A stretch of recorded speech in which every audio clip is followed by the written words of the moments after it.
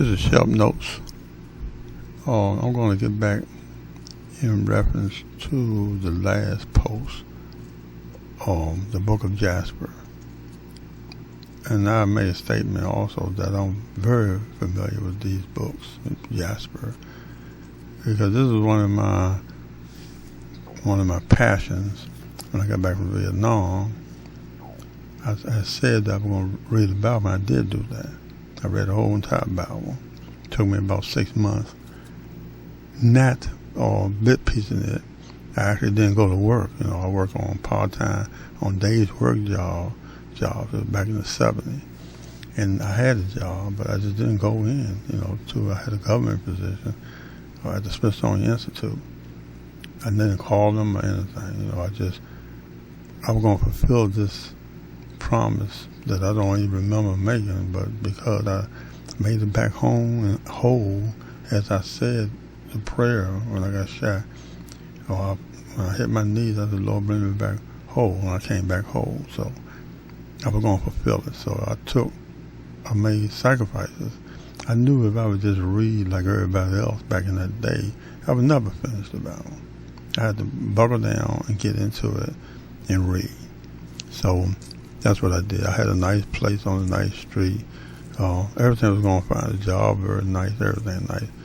And just the time to do it, in my opinion, was right then and there.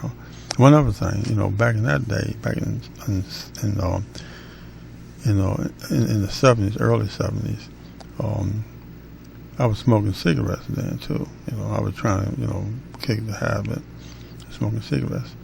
And however, when I made up my mind how I was going to conduct myself in reading the Bible, I decided I just won't call nobody, won't talk to nobody until maybe I could read the Bible in a short period of time. I didn't know. And I was smoking cigarettes. I also had put in a request that I can stop smoking. I was, back in those days, before then, I used to smoke Pall Malls and Chesterfields and pipes, cigars, everything, I was a habitual smoker, at the time. And I prayed and asked God to help me with that. And I was standing at the bus stop. I was living in efficiency at the time, real nice efficiency. And I didn't have a car or vehicle at the time. I recently came back from Vietnam at the same time. And I was waiting for the bus, and, there was a guy there. And I think I left my cigarettes upstairs in the apartment. I was across the street from the bus stop. I didn't want to go back in and look for them if I did leave them. So I asked the guy, I said, you got a cigarette? He said, okay. So as soon as he gave it to me, I went to light it, and the bus was coming, so I put it out. And I got on the bus, and I was going down to apply for a day's work on that day. This was the first day I was going to do it. I put my plan together. I said, what I do is work days work to buy food and live per day, because you got to pay, in most of those cases, you got to pay on that same day. However, I did have my other job, nice job, paying job, everything. But I could not read the Bible the way I wanted to at that other job, because it would interfere with me reading the Bible. Really, this is the truth. That's what I felt. I wasn't a good reader back then anyway. So I said, I'm going to have to get this done. And I put everything behind it and put this in front. So when I got down to the day's work, because a lot of people down there, as usual, and I was sitting down there, and then I got the coughing. I didn't know why. I just was coughing and coughing. My eyes was watering. And I realized it was the cigarette smoke all around me. People were smoking. It was irritating me. That was the last day when I got that cigarette and I lit it up and the bus was coming. I've never smoked since then, ever. That's the truth. I asked the Lord to take the desire from me, and that's what happened. And it happened.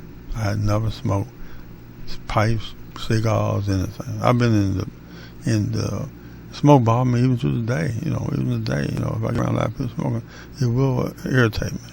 That was the last time, that was my stop smoking. Simple as that. So I came back and read about, really the story is not about that. It's about all the books I had. So I started collecting books. When I first came back, I went to bookstores, I hung in them. And that's what I said to myself. I was going on this analysis. If I can find older books, I might be able to find books that tell me the truth about things. Whereas in that day of 72, maybe they had doctored it a little bit, taking some of the information out. So I started looking for first editions at the time. And I was willing to pay for them. And I became well known at certain bookstores, especially the libraries. I go there all the time looking for which books I wanted to go and buy. I wind up with this huge book collection. One of my friends came from Wisconsin. I introduced him to my book collection. He said it's the best he ever seen on the East Coast. He'd never seen that kind of collection. First and second edition and all kinds of books.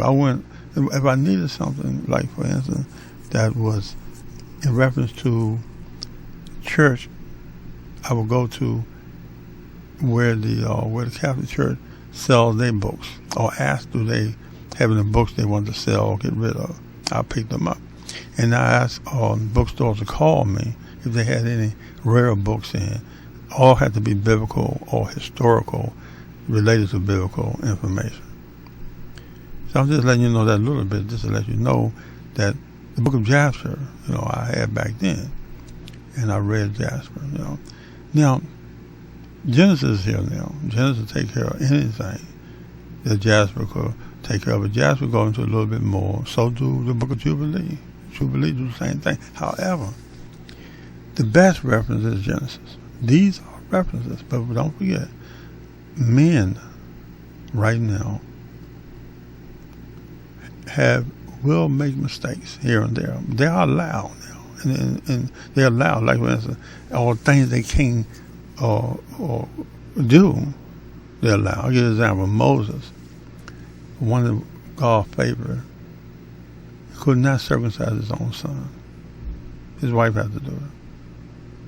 He couldn't do it. David, when Absalom got killed by his own army, David cried aloud. And his captain of the guard told him, if you don't stop this, you will lose the respect of the whole house of Israel, because they fought for you and won. But his son was basically killed by the captain of the guards, because he saw Absalom as a troublemaker. Absalom had a just cause, but wrong method. He killed one of his brothers because they offended him greatly. I won't go into the whole story right now. But anyway, then he decided, because his father pushed him out because he killed his brother, and didn't kill him, just pushed him out. He went and got Joab, the same guy who the captain of the guard, to fend for him so he can come back. And he did that with a wise woman who came to the king and gave him a parable, which restored Absalom back to the land, but not back in the presence of his dad. So who is David the king? So then he summoned Joab again, the captain of the guard, and Joab wouldn't answer. So he burned Joab's fields. And Joab knew it was him, so he went to him and said, why you burn my fields? He said, because I wanted you to go to the king and give him a request or something from the king. And he wanted to see the king and talk to him. So David broke down and did that too. Then when he saw the king countenance and everything, the king still loved him, but he was disappointed in him. He decided to sway the people his way. He went out into the general public and he made statements against his dad. He made accusations against his dad. He gave the impression that he would be a better leader than his dad. And people brought that from him because his appearance was very appealing. And his stamina and the way that he carried himself, they loved Absalom. And so now Absalom had the memento of the people. He said, I'm going to take over now. And he was. David got the word that Absalom is going to come and kill you. Now, David has sinned before this himself. I won't go into all that. I can skip that part. If you don't know the story, you will never know until I bring it up again. So anyway, David got all his army together and all the people together and abandoned, because he did not want to fight in Jerusalem. He did not want to fight in the palace. He didn't want to fight where the temple was. So he said, I'll bring the fight out to the field, and Absalom had to come out and get me. Now, there's one guy in David's counseling entourage, a member of his, a member of his counseling team, who was great in counseling. I think his name was Mephibosheth, something like that. And he knew Mephibosheth could give Absalom great counsel. So David and his mighty men didn't left to go out in the field, so they would fight. They had to fight all Israel. Whoever the king, bring the whole entire Israel to fight you. And David, loyal, mighty men and soldiers, they all went out. So as they were going, I'll skip a whole lot of stuff, they got out there. And David sent another counselor and asked the Lord to defeat the counseling of Mephibosheth. I can't pronounce that name.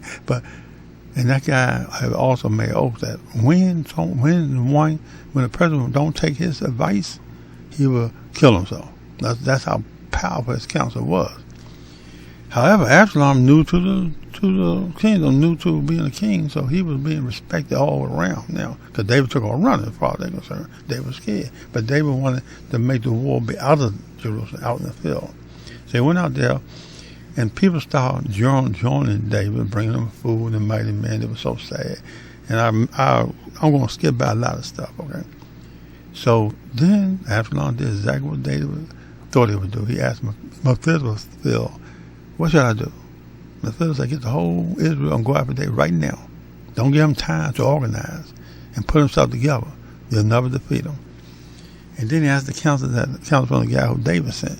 And David, that counsel came to defeat the counsel of Mephibosheth. So he said, you know your father and those mighty men.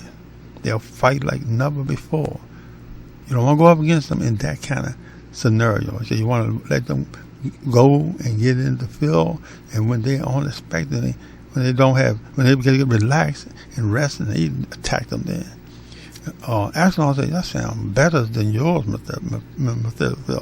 So Mephibosheth went home, got his things together, and committed suicide, because his counsel was rejected. So Absalom did exactly what the other counsel said.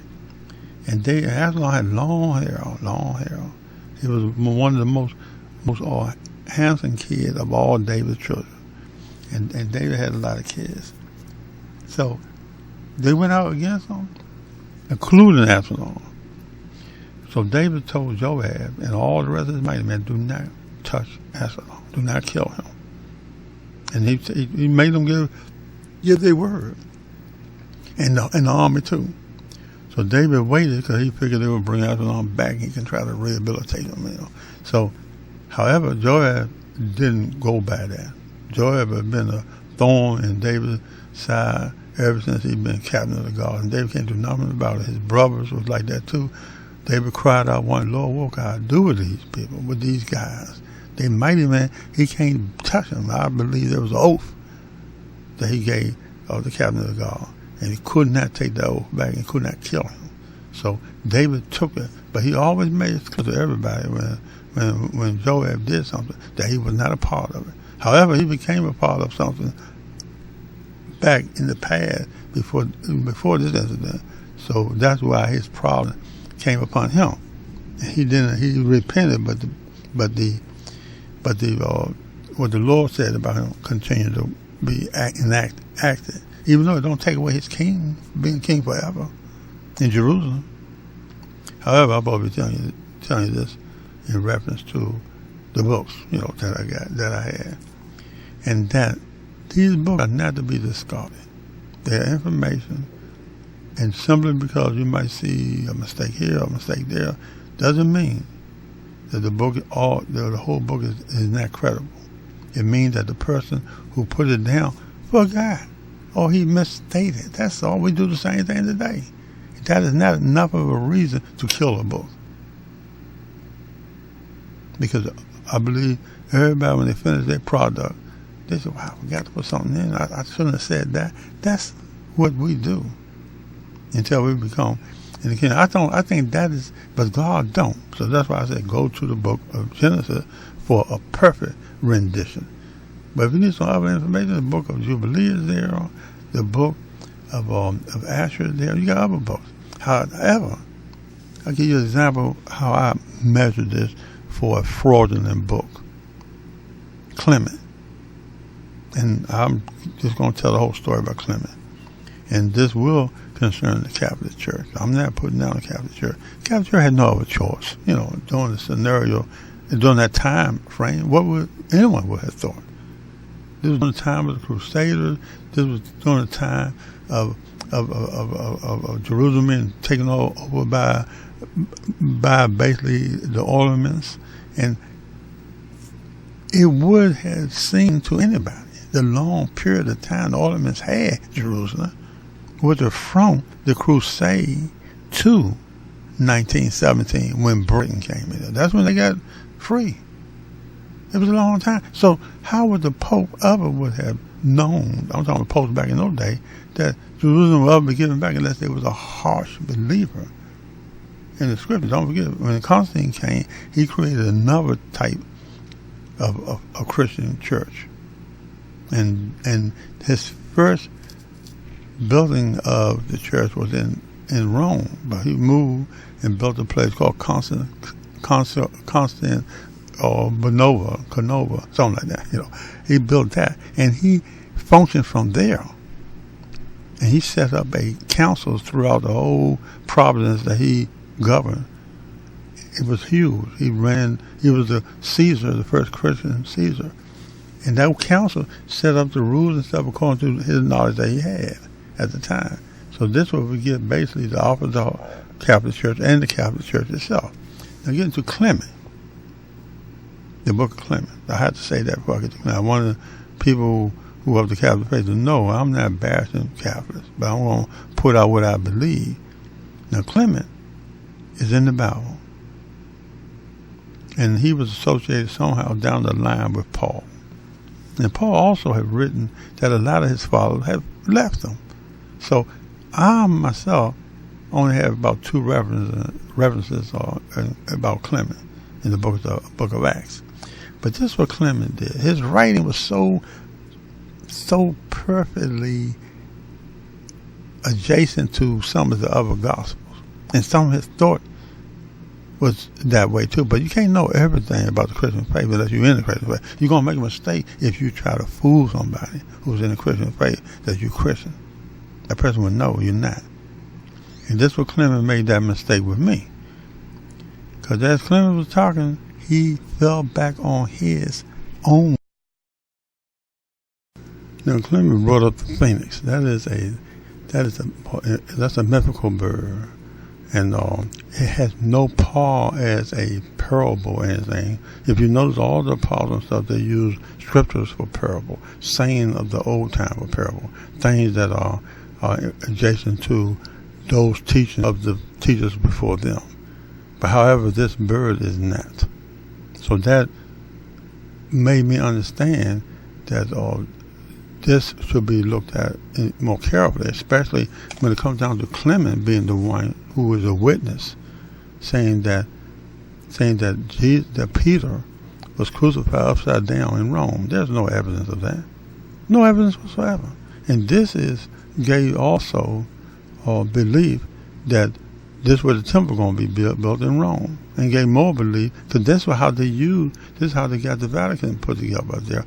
And St. Peter is, if you listen to the words of Christ, upon this rock where I build my church. This is the basis of which I believe the Catholic Church is using to say that Christ is going to return and come to their place, which is in Rome, in the Vatican, and sit in that temple that I believe they're building now. I don't believe that is what's going to happen based on the information I have. in reference to Constantine. Constantine and his bishops, they set up all these councils and things of this nature.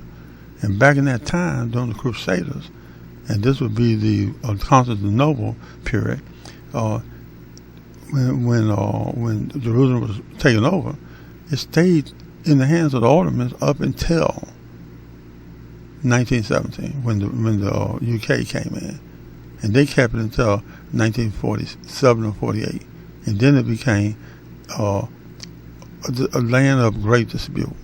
But anyway, that's one of the points that I'm bringing up. So I'm just basically bringing this stuff out in reference to the books. There's a lot of books, and I'm going to start sharing some of them. I mean, the Shep knows.